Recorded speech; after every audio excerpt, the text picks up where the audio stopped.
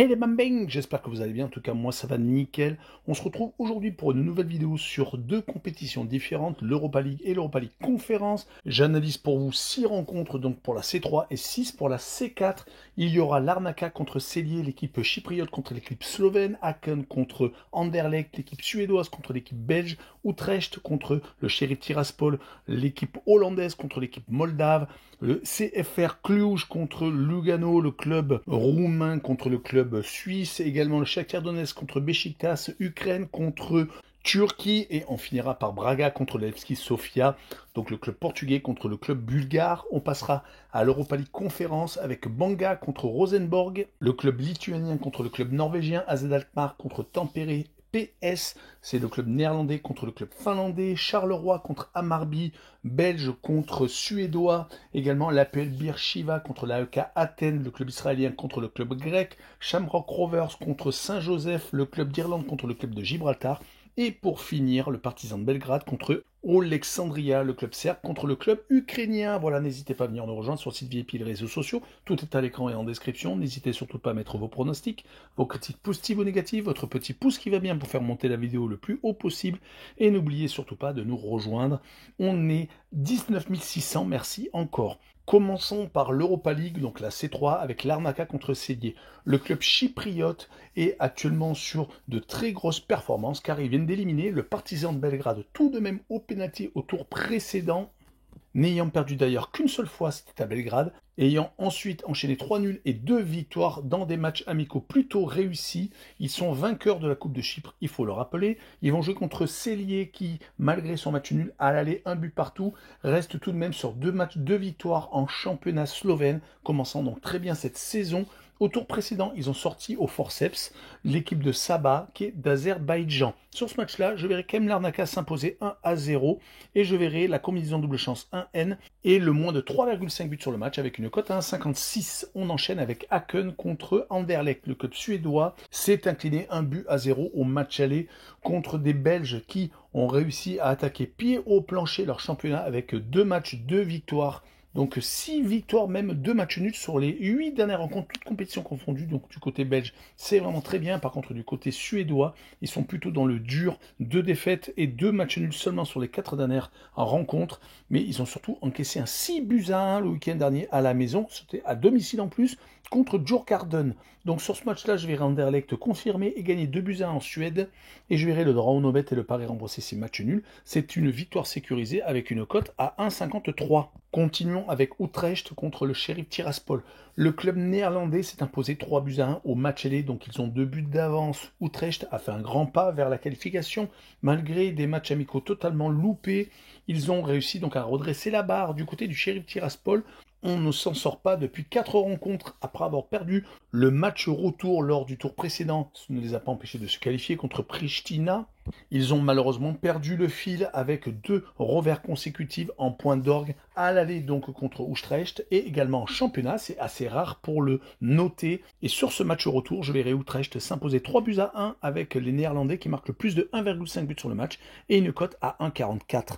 On poursuit avec le CFR Cluj contre Lugano, le club roumain. Après un début de championnat plutôt poussif, ils se retrouvent en milieu de tableau après 3 journées. Ils ont tout de même réussi à obtenir un 0-0 en Suisse à Lugano. Du côté suisse, ils ont fait pourtant de très bons matchs amicaux, mais ils semblent actuellement empruntés, perdant 2-1 à la maison contre un promu Thun, et donc se faisant accrocher à domicile pour la manche aller. Sur la manche au retour, je verrai CFR Cluj gagner 1-0 avec le draw no bet et le pari remboursé 6 matchs nuls. C'est une victoire sécurisée et une cote à 1,67. On continue avec le Shakhtar Donetsk contre Beşiktaş Istanbul. Le Shakhtar est toujours une formation sous-estimée. À chaque fois qu'on tourne contre eux, on se dit on va les sortir, mais actuellement, ils donnent la pleine mesure de leurs moyens depuis début juillet. 4 victoires et 2 matchs nuls, préparation comprise. Ils ne seront pas, une fois de plus, très loin de jouer la phase de poule. Surtout qu'ils ont mis 4 buts en Turquie, s'imposant 4-2 à Beşiktaş Istanbul. C'était très impressionnant du côté des Turcs. Ils ne sont pas encore prêts. 3 défaites consécutives, matchs amicaux compris. Leur défense n'a pas du tout rassuré. Et sur ce match-là, je verrai le Shakhtar Donetsk s'imposer 2-1 avec le Shakhtar qui marque le plus de 1,5 buts sur le match et une cote 1,76. On finira la Ligue Europa avec Braga contre le Levski Sofia. Le club portugais, 5 matchs, 5 victoires. Adversaires en plus très consistants comme le Panathinaikos ou le Celta Vigo, le club espagnol. Mais à domicile, ils n'ont pas perdu depuis 2025. Donc la tâche du Levski Sofia est très compliquée. Ils ne sont pas non plus ridicules, invaincus depuis le 13 avril, éliminant l'Apel Beersheva, le club israélien, au tour précédent. Ils semblent être également au point de prendre quasiment pas de but en plus. Ils vont essayer de tenir le plus possible, mais je verrai quand même Braga s'imposer 1-0 et je verrai le moins de 3,5 buts sur la rencontre et une cote 1,47.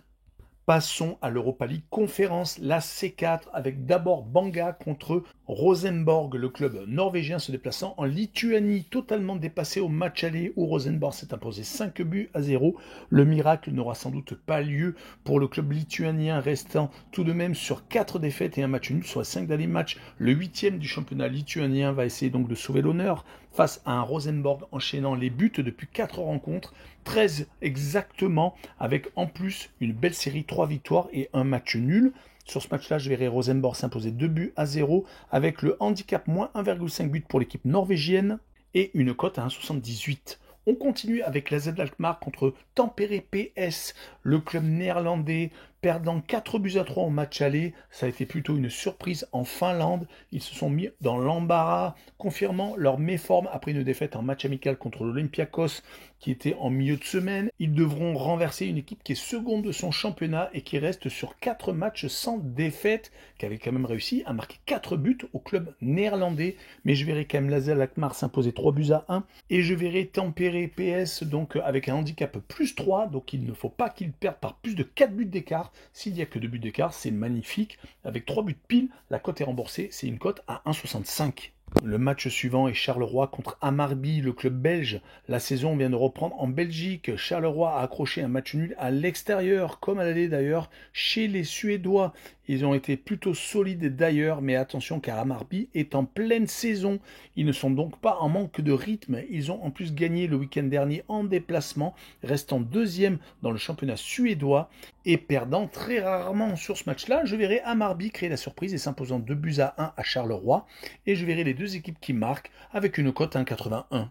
Poursuivons avec l'Apel Beersheva et l'AEK Athènes. L'Apel Beersheva a été éliminé du tour préliminaire de la C3 au penalty par une équipe bulgare. Depuis, ils ont réussi à s'imposer en Supercoupe d'Israël contre le Maccabi Tel Aviv. L'Apel doit absolument élever son niveau contre des Grecs qui sont très en forme, avec des matchs amicaux très réussis, qui font quand même partie des très grosses têtes d'affiche de cette compétition. Mais sur ce match-là, je verrai un but partout entre les deux équipes, avec le away no bet et le match nul remboursé. 6 victoires des Grecs à l'extérieur, c'est un match nul sécurisé et une cote à 1,83. Poursuivons avec Shamrock Rovers contre Saint-Joseph, une équipe d'Irlande qui reçoit une équipe de Gibraltar au match aller 4-0. Il n'y a pas eu photo au-dessus, largement 4 buts d'avance, donc 6 matchs sans défaite, en plus 5 victoires et un nul pour Shamrock. Cela va être normalement une formalité au retour. Du côté de Saint-Joseph, ils sont passés au tour précédent, éliminant une équipe d'Irlande du Nord au penalty. Ils n'ont pas réussi malheureusement le même exploit contre Shamrock. Sur ce match-là, je les vois perdre 3-0 et je verrai Shamrock avec un handicap moins 1,5 but sur le match, donc il faut qu'il y ait 2 buts d'écart pour que cela passe, une cote 1,72. On finira cette vidéo avec le Partizan de Belgrade contre Oleksandria. Les Partisans de Belgrade ont été sortis en C3 par l'Arnaka, une équipe chypriote. Cela a été une très grosse déception, heureusement, lors de ce match aller contre l'équipe ukrainienne. Ils se présentent avec 2 buts d'avance grâce à une manche aller réussie. Ils doivent absolument conclure après avoir réussi leur entame de championnat par une victoire. Les Ukrainiens de leur côté sont en grande difficulté. Leur préparation tourne au cauchemar. 3 défaites, un seul petit match nul. Le seul succès était lors de la toute première rencontre. Mais il va falloir tenter le tout pour retourner la situation. Du côté du Partizan de Belgrade, je les vois gagner 2-0. Et je vois les Serbes avec le plus de 1,5 but sur le match et une cote à 1,90. Voilà, on en a fini avec cette vidéo. N'hésitez pas à venir nous rejoindre. Ciao les bambins!